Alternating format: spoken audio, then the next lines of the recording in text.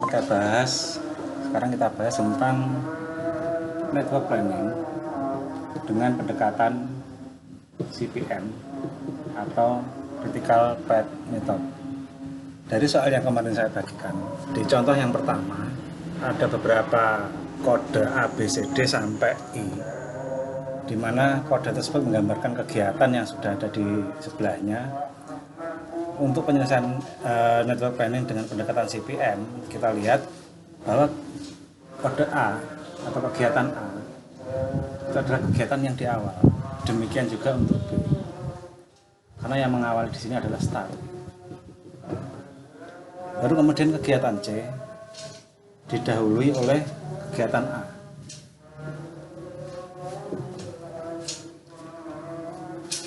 Kegiatan D didahului juga oleh kegiatan A.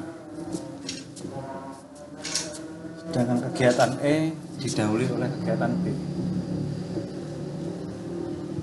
Kemudian kegiatan E. Kegiatan F didahului oleh kegiatan C. Kegiatan G didahului oleh kegiatan D. Kegiatan H didahului oleh kegiatan E. Kemudian kegiatan I didahului oleh kegiatan F dan G. F dan G ada kegiatan I di sini. Ini harusnya H, sorry. Nah, pada aturan dalam network planning bahwa setiap kegiatan itu harus diawali oleh event dan diakhiri juga oleh event. Maka bisa digambarkan ke bawah. Event untuk A, kegiatan A, startnya di sini dan finishnya di sini. Ini adalah kegiatan A. Demikian juga untuk kegiatan B. Ini startnya untuk B. Ini kegiatan B-nya dan ini adalah akhir dari event kegiatan B. Digambarkan ke sini bahwa setiap kegiatan dimulai oleh event, diakhiri event. Ini juga dimulai oleh event, diakhiri event. Ini juga dimulai event, akhir event. Dan seterusnya sampai ke kegiatan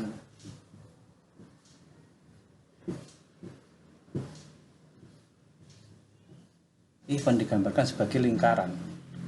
Nah, kalau kita lihat seperti ini, maka sebenarnya antara event A dan B, start event A dan start event B, itu adalah satu event yang sama.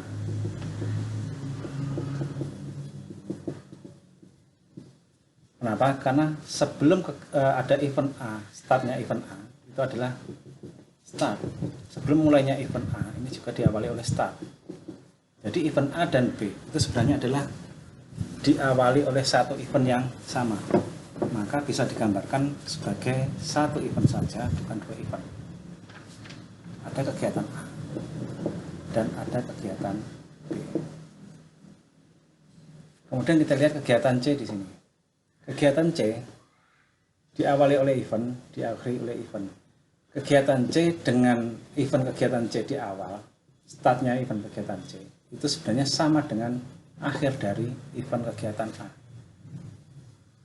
Kegiatan A dimulai oleh event, diakhiri oleh event.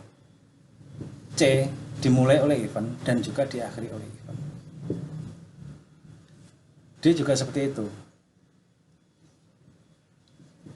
Diawali event, diakhiri oleh event. Awal event D sama dengan akhir dari event A. F sama, diawali oleh event, diakhiri oleh event. Awal event F sama dengan akhir event C. Awal event G sama dengan akhir event D.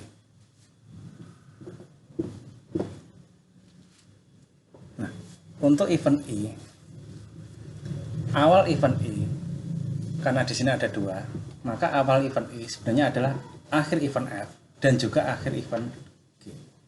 Jadi event F dan event G itu sebenarnya diakhiri oleh event yang sama.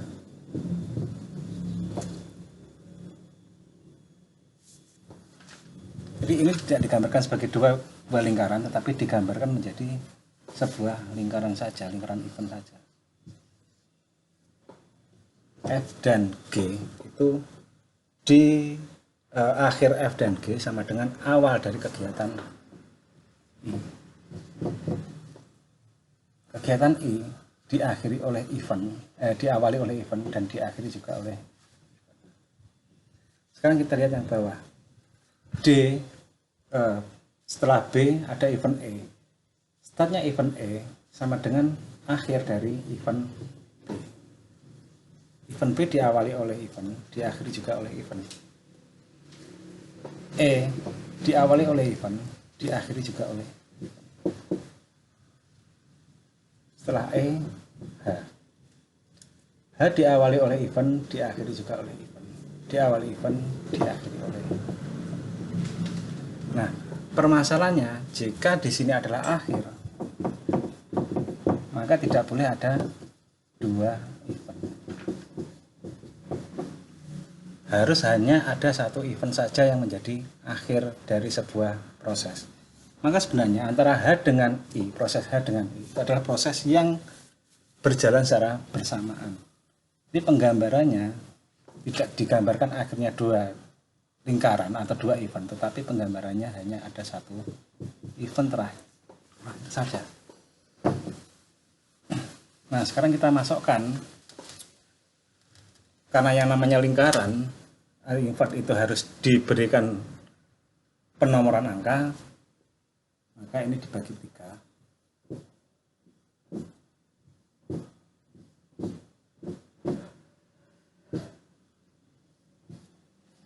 Di mana event pertama kasih nomor 1, 2, 3, 4, 5, 6, 7, dan terakhir 8. Nah, event pertama dari kegiatan A, awal event A, start. Kalau startnya besok, maka paling cepat dimulai adalah pada hari ini. Kenapa pada hari ini? Karena kalau kita merencanakan sesuatu dimulai besok, sebenarnya kita sudah mulai hari ini. Apa hari ini? Perencanaan. Maka sebenarnya ini bukan 1, tetapi 0. Karena besok masih masuk hari pertama, dan hari ini kita hitung sebagai hari ke-0. Lama kegiatan A itu sebanyak 4 hari. Kita tulis sampai ke I, lama kegiatan B selama 4 hari, C selama 4 hari, D selama 6 hari, E selama 7 hari, F 5 hari, G selama 6 hari, H selama 4 hari, dan E selama 4 hari. Nah, untuk mencari waktu tercepat atau EET atau LS, untuk waktu tercepat atau disebut sebagai Earliest Event Time, maka di sini adalah EET atau Earliest Event Time. Maka ini ditambahkan dengan lama kegiatan dari A. Maka 0 tambah 4 sama dengan 4. 4 ditambah 4 sama dengan 8. 8 ditambah 5 sama dengan 13. Tapi ini kita gunakan di luar dulu, 13. Kenapa? Karena akan ada dua pilihan antara 13 dan yang di sini adalah 4 tambah 6 10. 10 tambah 6 adalah 16. Ada dua pilihan, maka kita pilih yang maksimal di sini, 16.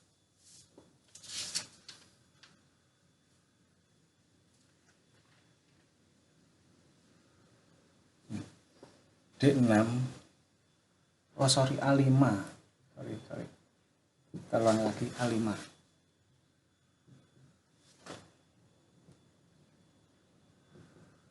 Ternyata A5 bukan 4.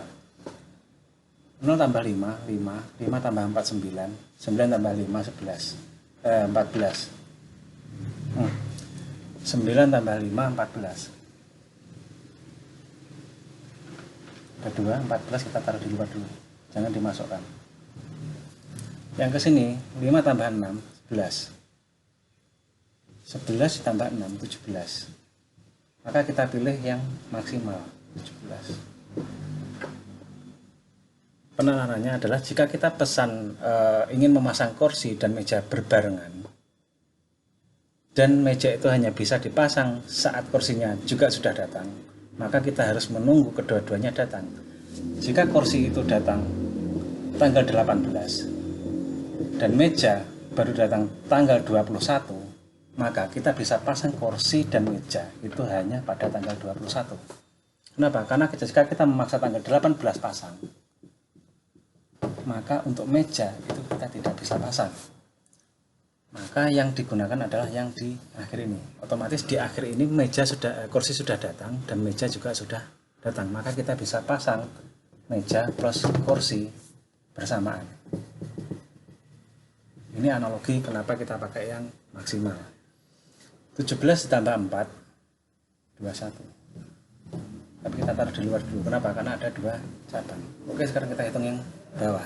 0 tambah 4 4. 4 tambah 7 11. 11 tambah 4 16. Maka kita cari yang maksimal itu 21.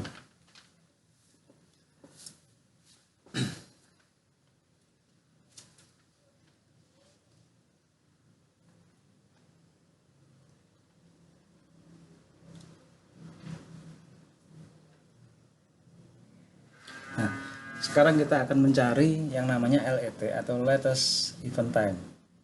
Latest event time digunakan asumsi bahwa hari akhir di sini adalah sama dengan EET atau earliest event time. Paling cepat itu harus sama dengan yang paling lambat. Nah, kebalikannya jika kita bekerja dari kiri maka ditambah. Jika kita bekerja dari kanan maka dikurangi. 21 dikurangi 4 17. 17 dikurangi 5 12. 12 dikurangi 4 tinggal 7. Tapi kita taruh di luar dulu. Kenapa? Karena ada 2 cabang, satu cabang di sini, satu cabang di sini. Kita hitung yang bawah. 17 dikurangi 6 11. 11 dikurangi 6 sama dengan 5. Ada 2, sorry, saya taruh di luar dulu, ada 2. Jika kita bekerja di kanan, maka kita ambil nilai yang minimal, yaitu 5. Kebalikannya, jika kita bekerja dari kiri, kita ambil yang maksimal. Jika kita bekerja mulai dari kanan ke kiri, maka kita ambil yang minimal. Oke, 21 dikurangi 4 sama dengan 17. 17 dikurangi 7 10.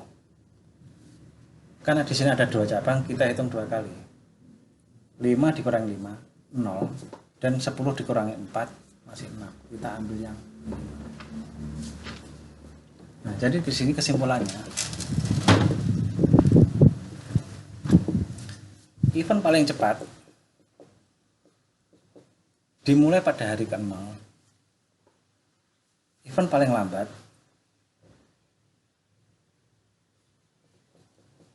juga dimulai hari 0. Kegiatan selesai pada hari ke-21. Nah, ini masih kita berbicara tentang berapa lama waktu yang diperlukan mulai dari hari ke-0 sampai ke hari terakhir, yaitu 21. Nah, ini nanti jika kita melihat data yang saya berikan kemarin masih berupa data kode A, B, C, D sampai ke I. Kemudian ada pendahuluan, yaitu kegiatan pendahulu, start, dan seterusnya. Dan yang terakhir adalah waktu. Nah, ini nanti sebenarnya bisa kita gunakan sebagai cara percepatan, karena biasanya untuk network planning itu ada yang namanya waktu normal dan waktu percepatan. Maksudnya bagaimana? Waktu normal itu adalah waktu yang kita gunakan untuk bekerja jika pengerjaannya tanpa lembur, Dan waktu percepatan itu adalah waktu yang dipercepat dari waktu yang normal, otomatis ada lembur. Nah, karena ada lembur, biasanya di sini ada yang namanya biaya dipercepat. Nah, ini nanti akan bisa diketahui jika kita melihat jalur kritisnya dengan CPM. Apa itu CPM? Melihat jalur kritis. Mana yang disebut sebagai jalur kritis adalah jalur yang waktu event tercepatnya itu sama dengan event terlambatnya. Yaitu satu, ini adalah event tercepat dan lambatnya sama, ini sama, ini nggak sama, ini sama, ini nggak sama, maka saya hapuskan. Ini sama, maka jalur kritisnya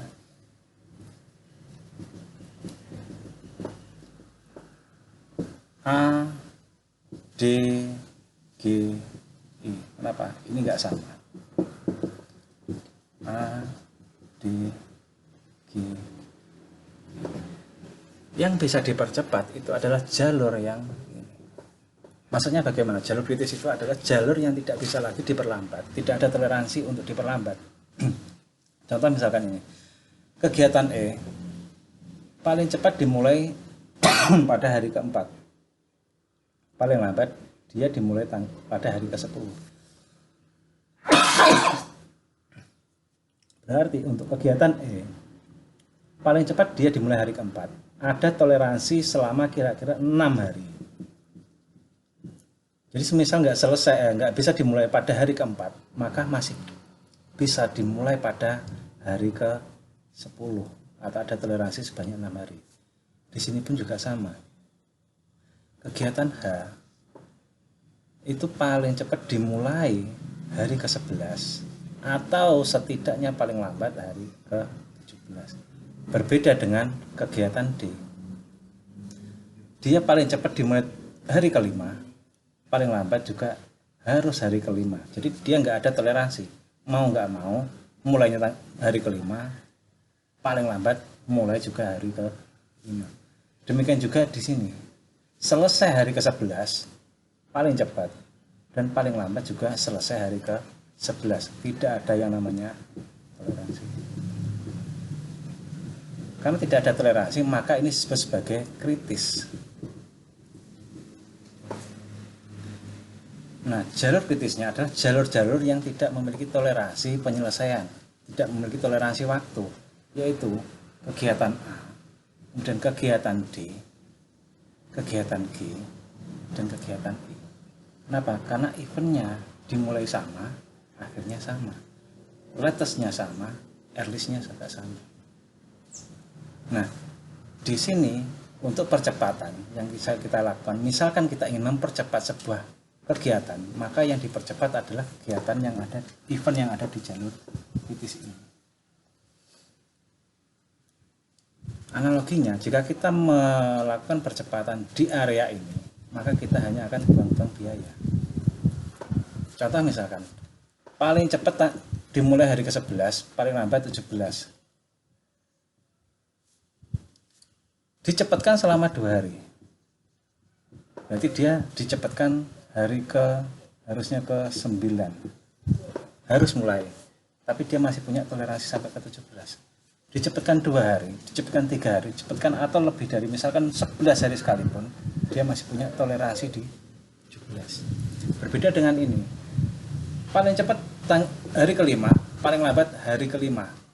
Maka jika dia dicepatkan 2 hari, maka dia paling cepat 3 hari dan paling lambat hari ke-5.